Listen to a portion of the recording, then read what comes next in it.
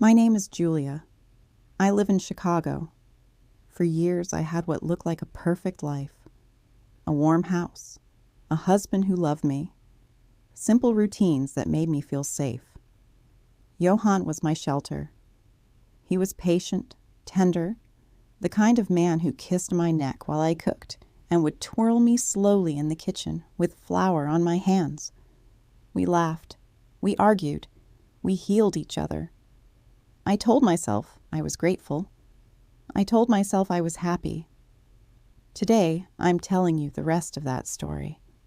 How loneliness, a careless comfort, and my own vanity led me to make a choice that nearly destroyed everything that truly mattered.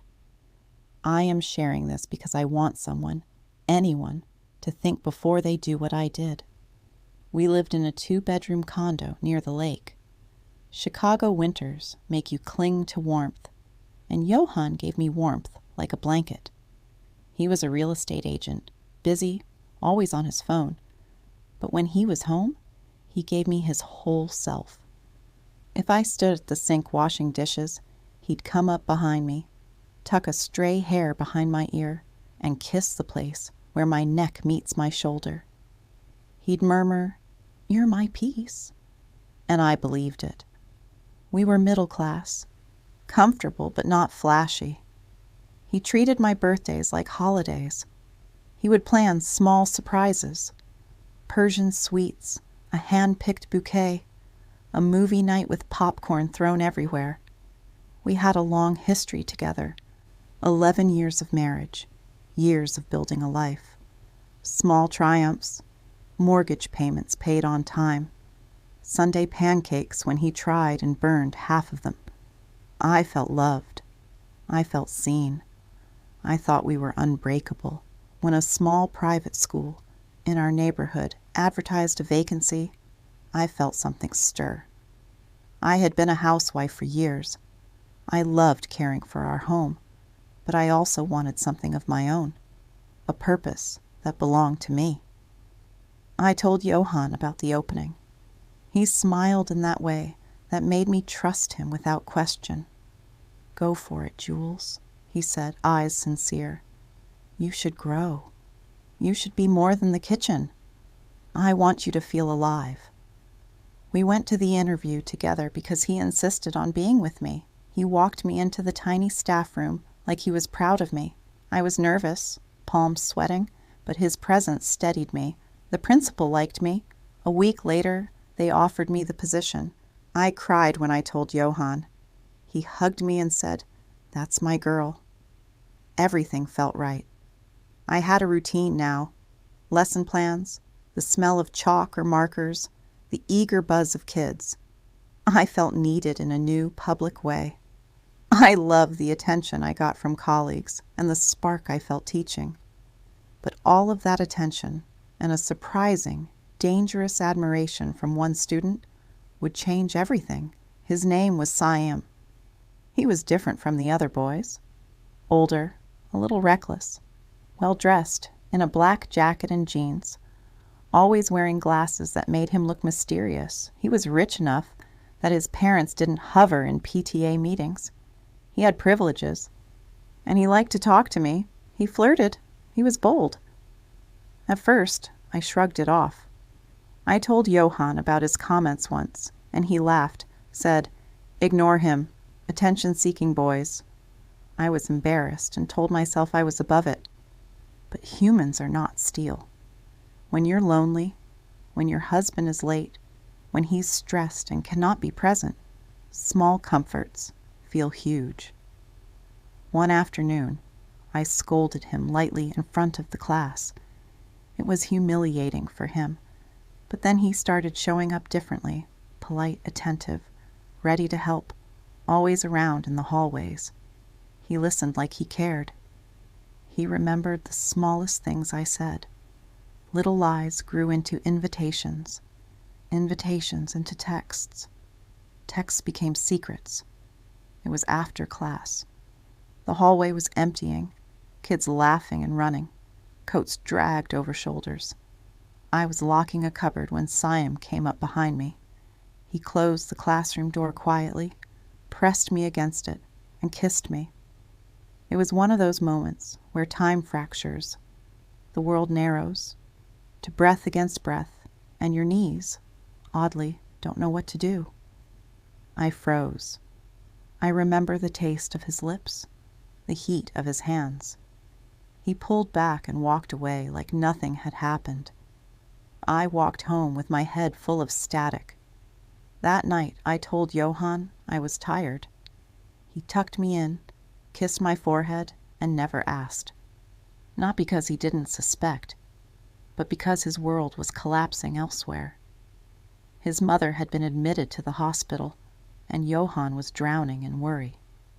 He was always compassionate, always sheltering me, so I felt guilty. I told myself the kiss was a mistake that could be contained. But it wasn't contained. It was the match to dry grass. Saim started texting, calling, sending small compliments that felt shockingly big. He wrote things like, "My love," in messages that bloomed purple on my phone screen. I told myself I was just indulging in attention. I told myself it meant nothing because nothing that felt so easy could be true love. I began lying by omission. I began to answer less when Johann called. I grew short with him. He would come home drained, and I would be annoyed that his timing wasn't perfect. Saim painted a fantasy I wanted to buy. A life with servants, endless parties, my name in a different kind of light. He made me feel desirable in a new way. I began to spend my lunch breaks responding to him. I began to meet him in the corners of the city. Small things, a coffee in a park, a hand lingering, became a pattern. The school had gossip. Rumors spread in hushed tones that a student-teacher relationship was happening. Before I understood the consequence, I was fired. My world shrank. Johann held me and said, "We will survive this." I believed him because he always believed in possibility. One evening, there was a delivery. I'd ordered dinner and the delivery guy knocked. Johann picked up the bag, joking about the smell. He also picked up my phone because the order confirmation came to my number. He opened my messages to text the delivery guy back. That's how he saw Saim's last message. My love. It wasn't meant for his eyes. I snatched the phone, panic like a sudden jolt. But the damage was done. He'd seen the thread. He had read the messages I had convinced myself no one needed to read. He was quiet for a long time. The silence between us roared louder than anything else I'd ever known. That night in bed, he turned away. I remember the roughness of the sheet, the heaviness in his shoulders. He whispered, "Is there someone else?" And I lied at first. Then the truth slipped out like a confession had been in me too long. I told him about the kiss, the texts, the coffee meetings. I told him about how lonely I had been and how wrong I'd been to seek comfort in the wrong place. I told him I'd been physical. He didn't react with rage first. He reacted with a softness that made it worse. Eyes filling with tears, hands trembling. He asked the one question that still haunts me. "Is your heart still mine?" I wanted to say yes and mean it. I couldn't. I made the worst decision of my life. Instead of begging for what I already had, I left. I filed for divorce. I left the man who had always been steady for me and ran into the arms of the man who spoke in promises. Saim was not a good man. He put on the charm when it served him, until it didn't. The bravado faded. Where once he courted me with sweet messages, later came silence and cruelty. He accused me of things I did not do, then punished me with absence. He controlled me with words that became weapons. Weeks passed without him, or he would show up angry, humiliating me over tiny things. He hit me in ways that weren't always physical, but broke my spirit. Insults, belittlement, public shaming. He kept me on edge. He gaslit me. He blamed me for being emotional, for expecting loyalty. During all of that, Johan did what good men do. He suffered inwardly. He couldn't believe what had happened. He moved to Los Angeles for work for a while. Not to run away, he told me later, but to clear his head and try to understand how to survive his heartbreak. We spoke sometimes. Sometimes we didn't. Siam tortured me emotionally. I cried constantly. I called Johan. He would answer sometimes, soft and distant. He said, "I'm here." He did things for me from afar. He made appointments, called doctors, tried to help, even when I didn't deserve it. I discovered in those months with Siam how ugly desire can be when stripped of love. Siam would demand proofs of loyalty and then punish me for them. I would take the blame for his bad moods to keep peace. It was a living nightmare, painted in cheap dinners and shattered promises. Years passed. 4 years. 3 years. Time is a blur when you live inside regret. Siam drifted in and out of my life, as if I were a chair he borrowed, then returned, scratched. He became violent verbally, then absent. I begged him to marry me, to move me into the life he had promised, and he answered with coldness or with excuses. He left for weeks at a time and returned with anger or indifference. I realized finally, painfully, that Siam never loved me. He only loved the idea of possessing someone. Johan, meanwhile, remained Johan. He forgave me again and again, sometimes in tiny gestures, paying a doctor's bill I couldn't, bringing a blanket because it was cold, calling to check on me. He did not hate me always. He loved me. He was hurting, but his love was patient. Eventually, I broke. I called him one night, years after the divorce, and said the words that should have been said before it was too late. "I'm sorry. I want to come back." He listened. He did not agree to everything quickly. He was guarded. He had been hurt. He mistrust. He wanted to be sure I wasn't returning out of fear or convenience. He told me, "If we try again, we do it carefully. We rebuild. You prove it with your actions, not with promises." I spent months earning him back. I apologized, not just with words, but with my life. I cut ties with Siam for good. I learned humility. I learned the small acts of love, making the tea just right, listening when he needed to talk, not assuming he would always be there in the same way.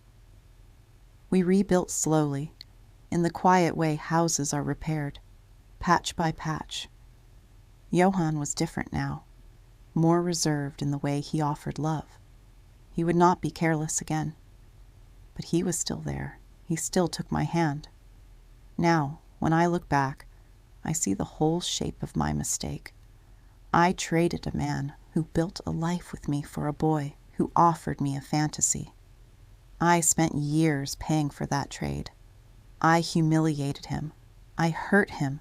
And for a long time, I hated myself for what I had done.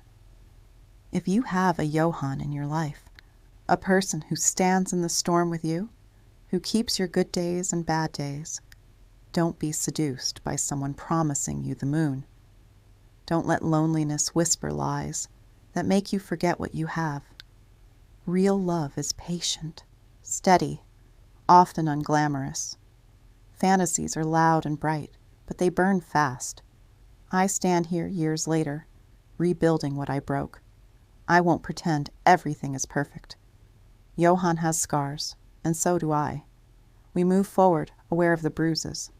But I am grateful for a second chance, and I am grateful I finally see what true love looks like. Not the drama, but the daily choosing of kindness. This is my confession. This is what I lost, what I learned, and what I am trying to keep. If my story helps even one person pause before the same mistake, then telling it was worth everything. I am Julia from Chicago. I love Johan. I failed him, but I am trying to be better. If something in my story rings true for you, don't wait to make the right choice. Love the person who loves you back and choose the steady warmth of a real home over the flash of a dangerous fantasy. Thank you for listening.